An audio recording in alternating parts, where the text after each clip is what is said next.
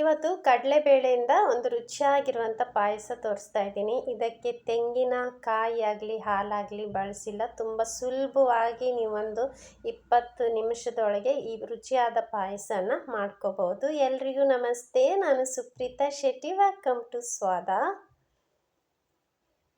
ಮೊದಲಿಗೆ ನಾನಿಲ್ಲಿ 1 ಕಪ್ಪಷ್ಟು ಕಡಲೆಬೇಳೆ ತೊಗೊಂಡಿದ್ದೀನಿ. ಇದನ್ನು ಲೈಟಾಗಿ ಸ್ವಲ್ಪ ಬಣ್ಣ ಬದಲಾಗುವವರೆಗೆ ಮೀಡಿಯಮ್ ಫ್ಲೇಮಲ್ಲಿ ಇದನ್ನು ಚೆನ್ನಾಗಿ ಹುರ್ಕೋಬೇಕು. ಜಾಸ್ತಿ ಕಪ್ಪಾಗಬಾರ್ದು, ಸ್ವಲ್ಪ ಲೈಟಾಗಿ ಕಲರ್ ಚೇಂಜ್ ಆಗಬೇಕು, ಅಲ್ಲಿ ತನಕ ಹುರ್ಕೋಬೇಕು.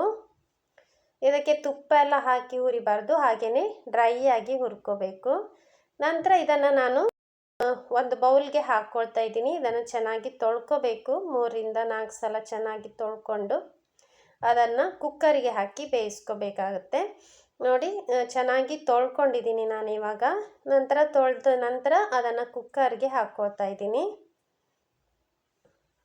ನಂತರ ಇದಕ್ಕೆ 2 ಕಪ್ಪಷ್ಟು ನೀರು ಹಾಕ್ಕೊಳ್ತಾ ಇದ್ದೀನಿ. 1 ಕಪ್ಪು ಕಡಲೆಬೇಳೆಗೆ 2 ಕಪ್ಪಷ್ಟು ನೀರು ಹಾಕ್ಕೊಂಡು ಒಂದು 5ರಿಂದ 6 ವಿಸಿಲು ಮೀಡಿಯಮ್ ಫ್ಲೇಮಲ್ಲಿ ಕೂಗಿಸ್ಕೋಬೇಕು.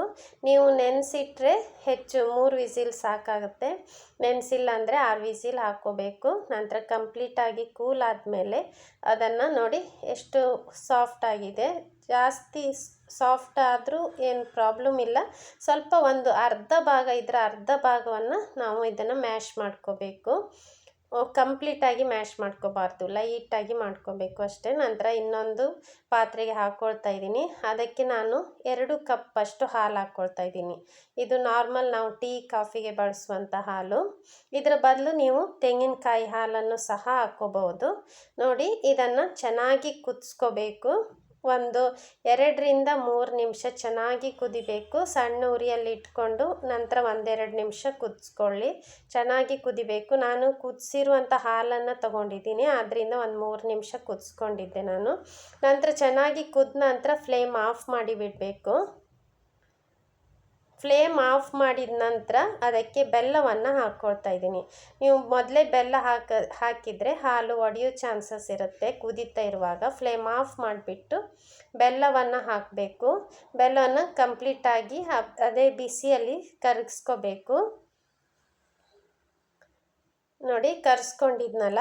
ನಂತರ ನಾವು ಚೆನ್ನಾಗಿ ಕರಗಿದ ನಂತರ ಸ್ಟವ್ ಆನ್ ಮಾಡ್ಕೋಬೇಕು. ಆನ್ ಮಾಡಿದ ನಂತರ 1-2 ನಿಮಿಷ ಸಣ್ಣ ಉರಿಯಲ್ಲಿ ಕುದಿಸ್ಕೋಬೇಕು. ಅದು ಕುದೀತಾ ಇರುವಾಗ ನಾನಿಲ್ಲಿ ಗೋಡಂಬಿ ದ್ರಾಕ್ಷಿನ ಸ್ವಲ್ಪ ತುಪ್ಪ ಹಾಕ್ಕೊಂಡು ಹುರ್ಕೊಳ್ತಾ ಇದ್ದೀನಿ. ಮೀಡಿಯಮ್ ಫ್ಲೇಮಲ್ಲಿ ಇಟ್ಕೊಂಡು 1 ಟೇಬಲ್ ಸ್ಪೂನಷ್ಟು ತುಪ್ಪವನ್ನು ಹಾಕ್ಕೊಂಡಿದ್ದೆ. ಅದಕ್ಕೆ ಗೋಡಂಬಿ ಹಾಕ್ಕೊಂಡು ಹುರಿದು ಸ್ವಲ್ಪ ಬಣ್ಣ ಬದಲಾಯಿತು ಅನ್ನುವಾಗ ಸ್ವಲ್ಪ ಒಣ ದ್ರಾಕ್ಷಿನ ಹಾಕ್ಕೊಂಡು ಹುರ್ಕೊಳ್ತಾ ಇದ್ದೀನಿ. ನಂತರ ಇದನ್ನು ನಾನು ಪಾಯಸಕ್ಕೆ ಮಿಕ್ಸ್ ಮಾಡ್ಕೊಳ್ತೀನಿ. ನೋಡಿ, ಪಾಯಸ ಕುದ್ದಿದೆ. 1-2 ನಿಮಿಷ ಕುದ್ದ ನಂತರ ನಾನು ಕೊನೆಯದಾಗಿ ಹುರಿದಿರುವಂಥ ದ್ರಾಕ್ಷಿ ಗೋಡಂಬಿ ಎಲ್ಲ ಹಾಕ್ಕೊಳ್ತಾ ಇದ್ದೀನಿ.